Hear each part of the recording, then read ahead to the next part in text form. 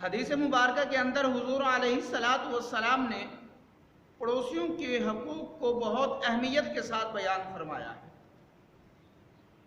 حضور علیہ الصلاۃ والسلام کا فرمان مبارک ہے کہ حضرت جبرائیل امین علیہ الصلاۃ والسلام مجھے پڑوسیوں کے حقوق کے بارے میں اتنی تلقین کرتے تھے کہ مجھے گمان تھا کہ کہیں ایسا نہ ہو کہ پڑوسیوں کو بھی وراثت میں حصہ نہ دینا پڑے۔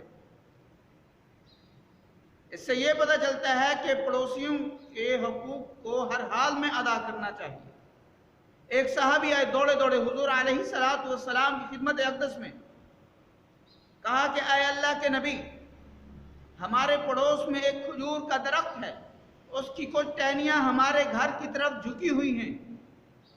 جب صبح کو بچے اٹھتے ہیں تو وہ کھجوریں اٹھا کر منہ میں ڈالتے ہیں، لیکن وہ آدمی دوڑا دوڑا آتا ہے، وہ بچوں کے منہ کے اندر انگلیاں ڈال کر وہ کھجور نکال لیتا ہے۔ اے اللہ کے نبی، ہم غریب ہیں، آپ اس آدمی سے کہیں کہ ہمارے بچوں کے ساتھ اتنا ظلم نہ کرے۔ تو حضور علیہ الصلاۃ والسلام نے اس آدمی کو بلوایا اور اس آدمی سے کہا کہ بھائی میرے ساتھ ایک سودا کرتے ہو؟ تو اس نے کہا کہ کیا؟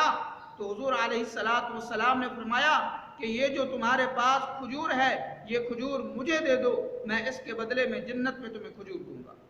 وہ منافق تھا، اس نے کہا اے اللہ کے نبی، یہ کھجور میرے بچوں کو پسند ہے، میرے گھر والوں کو پسند ہے، اگر اس کے علاوہ کوئی اور کھجور ہوتی تو میں آپ کو ضرور دے دیتا۔ وہ اٹھ کے چلا گیا، منافق تھا، اس نے کھجور نہیں دی۔ ایک صحابی حضور علیہ الصلاۃ والسلام کی خدمت اقدس میں بیٹھے تھے، موجود تھے، انہوں نے ساری بات سنی، ساری گفتگو سنی، پھر وہ اللہ کے نبی کی خدمت میں عرض کرتے ہیں کہ اے اللہ کے نبی، اگر میں یہ کھجور آپ کو لے کر دے دوں تو کیا جنت کے اندر مجھے کھجور ملے گی؟ تو حضور علیہ الصلاۃ والسلام نے فرمایا کہ ہاں، تمہیں جنت کے اندر میں ضرور کھجور دوں گا۔ اس صحابی کا نام حضرت ابو طلحہ رضی اللہ تعالی عنہ ہے۔ وہ دوڑے دوڑے اس آدمی کے پاس گئے اور کہا کہ بھائی میرے ساتھ ایک سودا کرتے ہو؟ اس نے کہا کہ جا، میں نے نبی کو کھجور نہیں دی تو تمہیں کہاں دوں گا؟ تو صحابی حضرت ابو طلحہ رضی اللہ تعالی عنہ نے کہا کہ بھائی اپنا مول بتاؤ، قیمت بتاؤ، لیکن یہ کھجور مجھے دے دو۔ وہ کہنے لگا، صرف جان چھڑانے کے لیے کہنے لگا کہ آپ کا جو کھجوروں کا باغ ہے وہ مجھے کھجوروں کا باغ دے دو، پھر یہ کھجور لے لو۔ حضرت ابو طلحہ رضی اللہ تعالیٰ عنہ کہتے ہیں کہ تم اپنے سودے پر پکے ہو، اپنی زبان پر اس پکے ہو، مکرو گے تو نہیں؟ تو وہ منافق کہنے لگا میں پاگل تو نہیں ہوں کہ ایک کھجور کے بدلے میں 600 کھجوروں کا باغ مجھے مل رہا ہے، میں اپنی بات سے کیسے مکر سکتا ہوں؟ تو وہ حضور صلی اللہ علیہ وسلم کی خدمت اقدس میں دوڑے گئے کہ اے اللہ کے نبی، میں نے وہ کھجور خرید لی ہے۔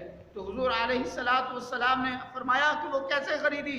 تو حضرت ابو طلحہ رضی اللہ تعالی عنہ نے عرض کی کہ اے اللہ کے نبی، میں نے اپنی 600 کھجوروں کا باغ اس کو دے کر ایک کھجور میں نے خرید لی ہے۔